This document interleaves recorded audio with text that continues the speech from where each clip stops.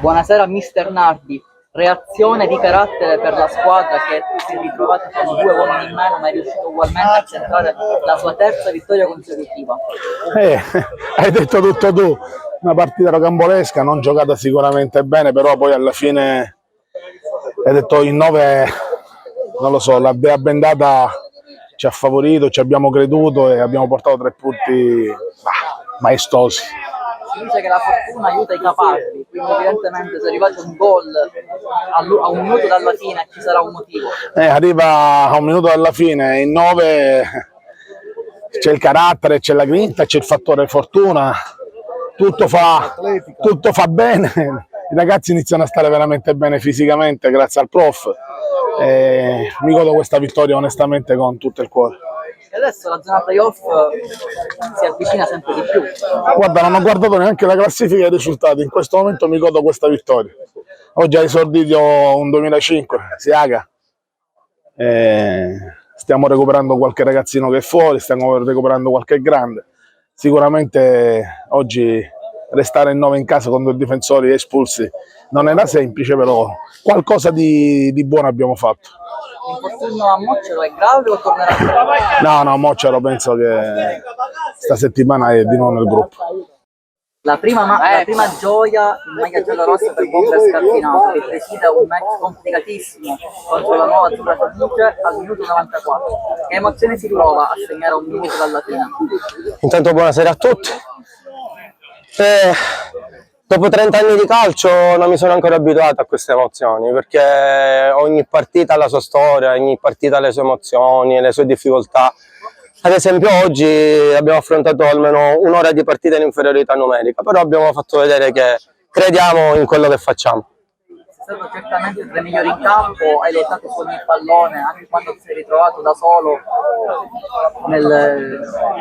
diciamo, con poco supporto in virtù della doppia inferiorità numerica. Quindi diciamo, molto di questo successo è merito anche tuo. Ti ringrazio, però il merito, come ho sempre detto ai ragazzi fin dall'inizio, prima di cominciare la partita, si perde in 20 e si vince in 20. C'è chi può dare un calcio in più, chi può fare un gol in più, chi può fare un intervento in più, però si vince e si perde tutti insieme.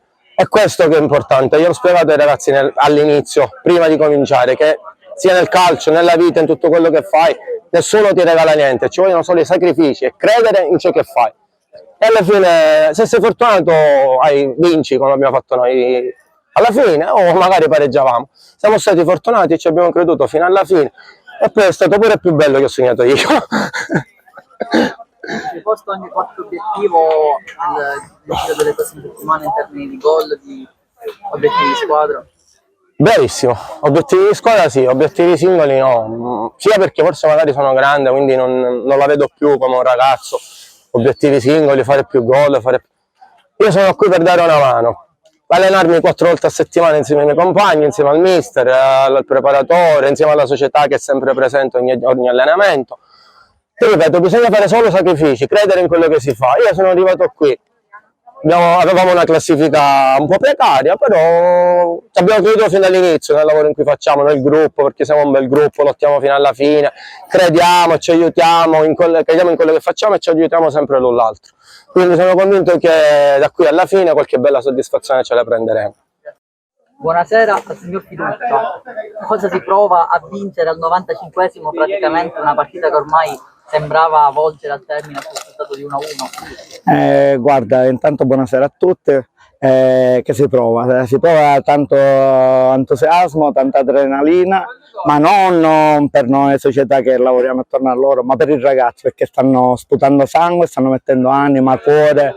Da quando è arrivato mister Nardi si sta cercando di dare una svolta a questo campionato e sembra che piano piano ne stiamo uscendo fuori per poter loro lavorare ancora con tranquillità. Noi della società gli stiamo dietro, cerchiamo il nostro piccolo non fare mancare niente, la società è sempre presente, il presidente Polizzotto sta facendo sacrifici immensi per tenere questo gruppo compatto, anche se poi lo vedete al momento stiamo giocando anche con le tribune chiuse, la mancanza del nostro pubblico un po' si sente, però i ragazzi sopperiscono loro con la loro grinta e la loro volontà di voler vincere.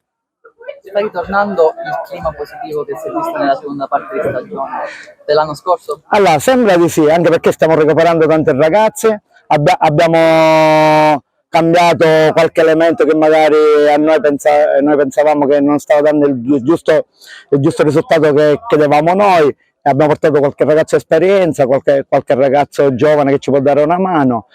Sì, l'entusiasmo comunque, devo dire, il gruppo, anche perché è formato, come lo sapete, da 75% di ragazzi quasi locali, l'entusiasmo c'è sempre, però se i risultati non vengono si ci allena un po' con amarezza. Ora invece ci stiamo allenando con contentezza, allora qualcosa in più si riesce a fare.